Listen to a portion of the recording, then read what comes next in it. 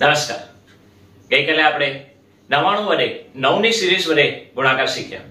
99, 999, 9999 એવી રીતના નવડા હોય ત્યારે. જ્યારે બે નવડા હતા ત્યારે બે અંક, ત્રણ નવડાની સામે ત્રણ અંક, ચાર નવડાની સામે ચાર અંક એ આપણે ગઈકાલે શીખ્યા. પણ જો નવડા વધારે કે ઓછા હોય તો શું કરવું? તો આજે આપણે પહેલા જોશું કે જો નવડા વધારે હોય તો એટલે કે બે અંકની સામે ત્રણ નવડા હોય, કા ત્રણ અંકની સામે પાંચ નવડા હોય, કા એક અંકની સામે ચાર નવડા હોય, એટલે કે નવની સંખ્યા, નવડાની સંખ્યા જે છે એ વધારે હોય. જેમ કે 38 મલ્ટીપ્લાય બાય 999. હવે ત્રણ નવડા છે પણ એની સામે અંક બે જ છે. તો જો બે અંક હોય તો આપણે આગળ 0 મૂકી શકીએ કે નહીં? સિમ્પલ. એટલે ત્રણ અંકની સામે ત્રણ અંક થઈ ગયા. હવે ગઈકાલે કરતા એમ જ એક ન્યૂનના પૂર્વેણ 0, 3 અને 8. 8 માંથી 1 જશે તો 7, એટલે કે 38 માંથી 1 જશે તો 37, પણ ત્રણ ડિજિટમાં લખવાનું. બધા અંકને 9 માંથી બાદ કરશું. 9 માંથી 0 જશે તો 9, 3 જશે તો 6 અને 7 જશે તો 2. એટલે કે જો નવડા વધારે હોય તો આગળ શૂન્ય મૂકી શકાય. હજુ એક કરીએ.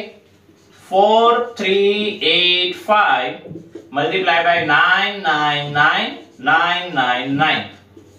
4385 નો 9,99,999 વડે ગુણાકાર કરવો છે. અંક 4 છે, નવડા 6 છે. બે નવડા વધારે છે. કેટલા નવડા વધારે છે? બે નવડા. તો આગળ બે શૂન્ય મૂકી શકાય. 6 અંકની સામે 6 થઈ ગયા. હવે જે પ્રોસેસ કરતા છે 0 0 4 3 8 5 ના થઈ જશે 4. બધાને 9 માંથી બાદ કરવાના.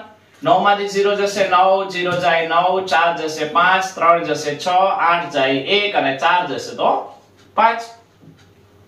આ જ દાખલાની બીજી પદ્ધતિ. જેમ કે અહીંયા 4385 ની સામે 6 વખત નવડા છે. તો કેટલા નવડા વધારે છે? તો કે બે નવડા વધારે છે. તો બે નવડા વચ્ચે મૂકી દો. બે નવડા વચ્ચે મૂકી દો. એક નવ વધારે હોય તો એક નવડો વચ્ચે મૂકી દો. હવે 4385 ની પહેલા આવશે 4384 અને આ અંકને 9 માંથી બાદ કરી અને આ જે 9 છે એની પછી લખવાના. એટલે 4 માંથી 3 જશે તો 9 માંથી 4 જશે તો 5, 3 જશે તો 6, 8 જશે તો 1 અને 4 જશે તો 5.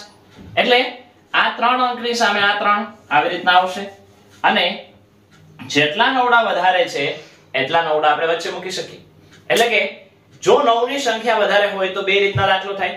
કે આગળ શૂન્ય મૂકી શકાય અથવા જેટલા નવડા વધારે છે એટલા નવડા વચ્ચે મૂકી દો. એક આવો દાખલો કરીએ.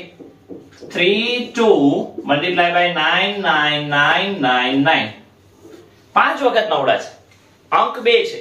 ત્રણ નવડા વધારે છે. તો ત્રણ 9 વચ્ચે મૂકી દો. 32 ની પહેલા આવશે 31. બરાબર. હવે આ 31 ને 9 માંથી બાદ કરો. 9 માંથી 3 જશે તો 6 અને 1 જશે તો 8. તો આપણો જવાબ મળી જાય. એટલે આ બંને પ્રકારે દાખલા થઈ શકે.